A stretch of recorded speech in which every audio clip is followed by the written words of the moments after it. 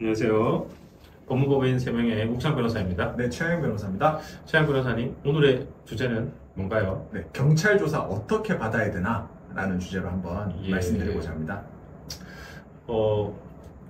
저도 경찰 출신이고, 우리 최양 변호사님도 경찰 출신이잖아요. 저는 경제팀에서, 지금은 이제 조금 통합수사팀이라는 이름이 좀 바뀌었었지만, 예전에는 수사과 경제팀 이렇게 했었고요. 최양 변호사님은 경제팀, 그 다음에 형사팀장 이렇게. 네, 맞습니다. 그래서 경제사건, 이제 강력사건 이런 것들도 다 경험해 보셨던 수사관이고 해서 저희가 어떻게 경찰 조사를 좀 고소인이든 혹은 고소를 당한 피고소인이든 어떻게 조사를 좀 받아야 되냐 이런 주제로 한번 설명을 드리도록 하겠습니다. 주로 이제 검찰보다는 왜 경찰에서 조사받는 법 이렇게 이제 방금 말씀하셨잖아요.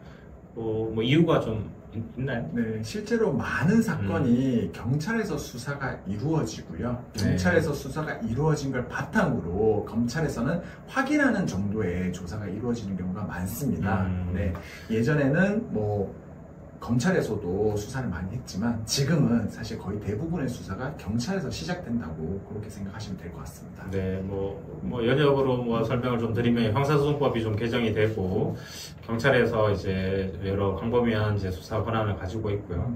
검찰에서는 제한된 범위 내에서 좀 수사를 할 수 있고 그 제한된 범위가 우리 시청자분들이 접할 수 있는 그런 일상생활에서 쉽게 접할 수 있는 제명이라기보다는 조금 한정되어 있고 해서 주로 이제 경찰에서 많은 사건을 담당하고 처리한다. 인원으로 비교해도 이제 경찰이 좀 훨씬 검찰보다 많기도 하고요. 이런 법적인 측면, 현실적인 측면 이런 것들이 고려되어서 경찰에서 많은 사건을 거의 대부분의 사건을 좀 처리한다. 이렇게 좀 보면 되겠네요. 네, 일반인들 우리 입장에서 봤을 때는 네, 그죠? 맞습니다. 자, 그러면 이제 시청자분들이 물론 이제 관계자일 수도 있고 친척분들일 수도 있겠고요. 두 입장으로 한번 나눌 수 있을 것 같아요. 각각의 입장으로 좀 어떤 게 있을까요? 고소인이든 혹은 고소를 당한 피고소인이든. 네. 고소인 입장에서 조금 주의할 거를 이제 경찰도 경험해봤고 변호사로서 지금 활동하는 제 입장에서 말씀드릴 거는 고소인분 딱 이렇게 생각하시면 되겠어요. 첫 번째는 나에게 주어진 시간이 많지 않다. 네. 그리고 두 번째는 첫 조사에서 내가 가지고 있는 중요한 자료를 무조건 제시를 해야 된다라는 겁니다. 실제로 조금 이제 저희가 하다 보면 고소인분들이 너무 억울해하는 경우가 많으세요. 저는 많은 자료를 가지고 있는데 경찰이 두 번, 세 번 더 저를 불러서 조사해 줄 줄 알았는데 한 번 조사 이후 부르지를 않습니다. 그리고 제가 이렇게 피해를 봐서 주장을 했으면 수사기관에서 입증을 좀 해줘야 되는데 추가적인 입증이 잘 이루어지지 않습니다. 라고 억울하시는 분이 많더라고요. 네, 그럼 이제 일단 고소장을 이제 접수를 하게 된다. 물론 이제 사건의 여러 피해자 분들이시겠네요. 그죠? 고소장을 접수하면 이제 경찰에서 고소장을 내셨으니까 나와서 왜 고소를 하시는지 다시 한번 진술해 주세요라고 이야기를 하고 그 과정에서 최양 변호사님 말씀하신 것처럼 본인이 가지고 있는 여러 뒷받침할 수 있는 자료들을 일목요연하게 정리해서 수사관에게 제출하는 것이 필요하다. 그리고 이제 수사관은 어쨌든 여러 사건이 있기 때문에 많은 시간을 할애하지 않고 그래서 짧은 시간에 본인의 고소 사실 그리고 이를 뒷받침할 수 있는 증거 자료를 잘 설명하고 이렇게 돌아오시는 것이 필요하다. 네, 맞습니다. 이렇게 정리를 하면 되고요. 혹시 이제 고소를 당한 분도 있을 수 있잖아요. 물론 이제 본인이 한 잘못이 있다라고 하면 그에 따르는 책임과 처벌이 상응하는 처벌이 따르는 것이 맞겠지만 또 조금 억울할 수도 있고 사실과 다르게 고소인이 주장할 수도 있잖아요.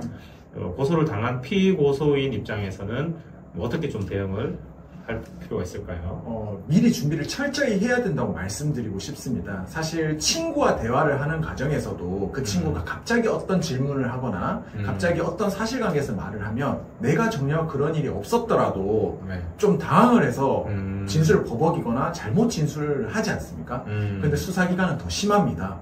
제가 경찰 조사를 받으러 갔는데 경찰관이 갑자기 어떤 질문을 한다. 그런데 사실 그걸 처음 들어보는 질문이고 내용도 어렵거든요. 그러면 한 번 잘못을 하면, 한 번 잘못되거나 실수로 말을 하면 주워 담기가 상당히 어렵습니다. 네. 그래서 철저히 준비를 해서 가라고 말씀드리고 싶습니다. 네, 맞습니다. 물론 이제 최양 변호사님 말씀하시는 취지가 경찰 수사관 앞에서 말 한마디 실수를 해서 이 사건 자체가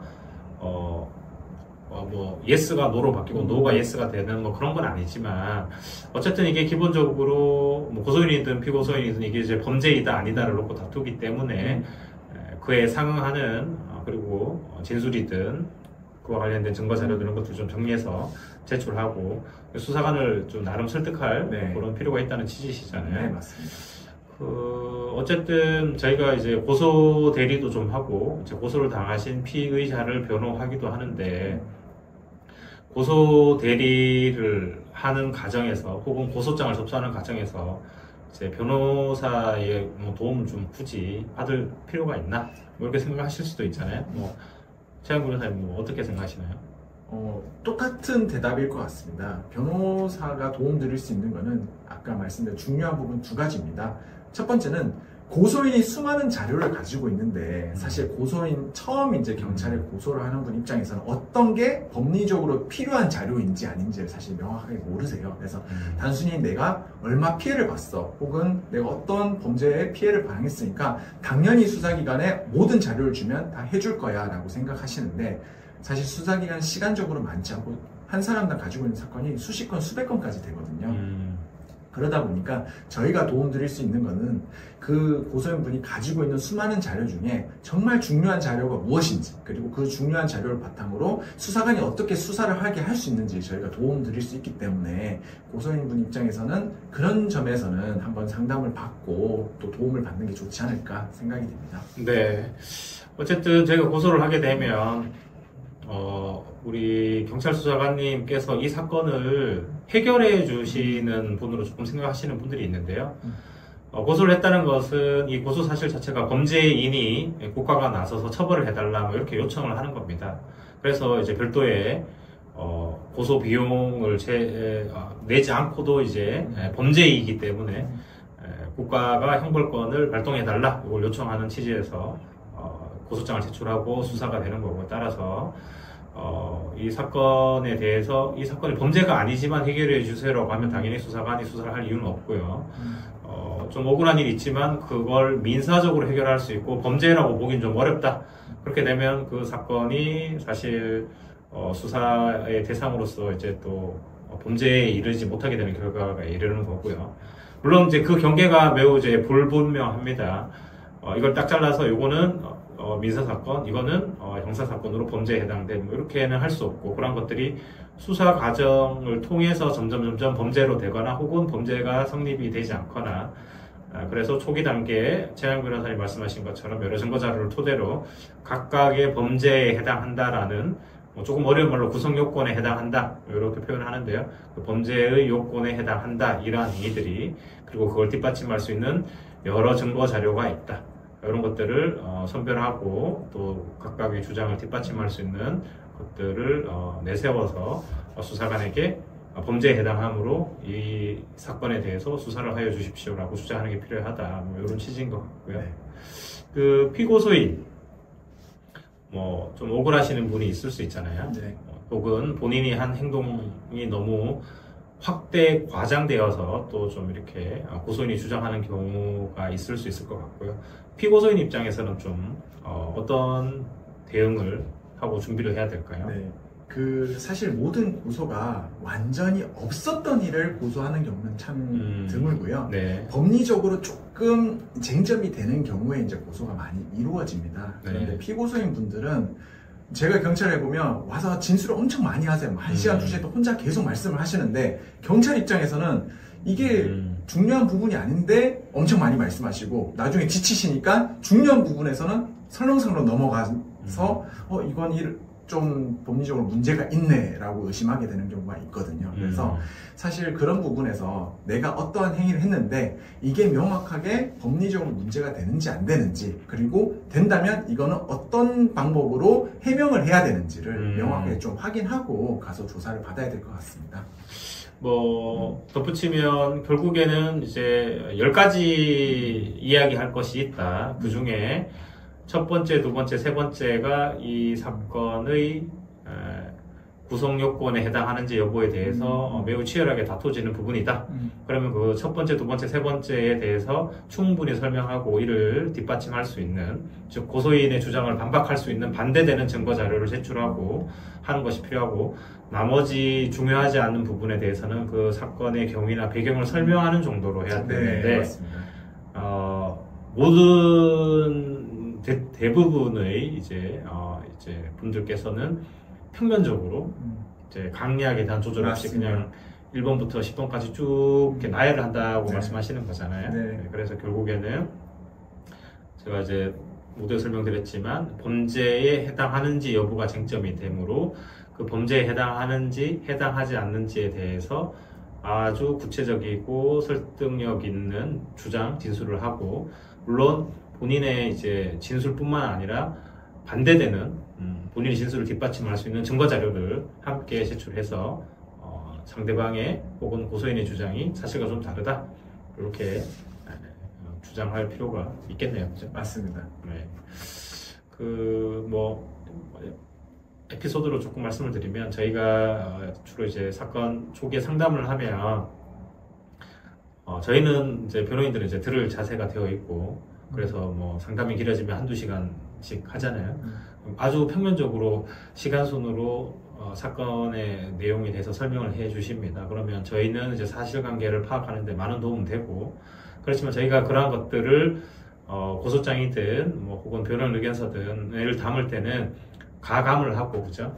강조할 부분은 강조하고, 또 간단히 언급해야 될 부분 언급하고 넘어가는 이유는 사실 그게 범죄에 해당하는지, 범죄 구성 요건에 해당하는지를 기준으로 이제 저희가 좀 각색을 하고, 이제 새롭게 더 강조할 부분, 또 빼야 될 부분, 이런 것들을 판단을 하게 됐잖아요. 그러한 것들을 어쨌든 전문가의 도움을 좀 받으셔서 하시는 게 좋을 것 같다. 그리고 마지막으로 뭐 경찰에서 가면 이제 항상 뭐 기본적으로 조사받는 원칙이 있잖아요. 그 뭐 이렇게 생각이라든지 의견이라든지 혹은 본인이 경험했던 부분이라든지 이런 것들에 관해서 뭐든지 다 이렇게 진술해도 괜찮은지, 최영 변호사님이 마지막으로 정리해 주시죠. 네, 그 조사를 받다 보면 어떻게 생각하세요? 혹은 이런 경우도 있겠네요 라는 질문이 이제 받게 됩니다. 사실 그런데 그런 이제 질문에 대해서 대답을 좀 신중하게 하실 필요가 있는 게, 본인이 직접 받거나 경험했는 걸 말하는 건 문제가 안 되는데, 다른 사람이 어떻게 했는데 이걸 어떻게 생각하세요? 추정적으로 진술하게 되면 그 순간은 난 큰 의미가 없어서 추정적으로 말을 했지만, 나중에 재판 과정에 보면 당신 이렇게 생각한다고 했지 않습니까? 라고 마치 내가 경험도 안 했는 게 이제 경험한 것처럼 이렇게 나타나는 경우가 있거든요. 그래서 말씀드리고 싶은 거는, 어떻게 생각하세요? 가정해 보시죠. 이런 이제 그 질문에 대해서는 상당히 신중히 답변을 하셔야 됩니다. 네. 경찰 조사는 과거에 경험했던 사실을 본인이 지금 조사받는 이 순간 기억나는 대로 답변을 하는 것이죠. 본인이 경험했던 사실에 대해서.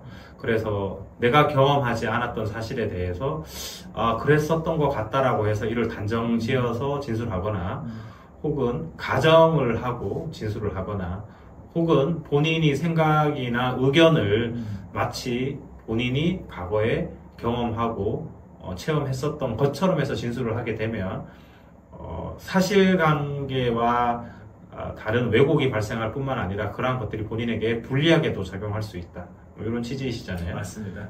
그래서 경찰 조사는 어쨌든 과거에 본인이 경험했었던 것을 기억이 나는 현재 이 순간 그 기억나는 대로 사실대로 진술하는 것이 필요하다. 이렇게 정리를 하겠습니다. 네. 오늘은 여기까지 하겠습니다. 네. 감사합니다.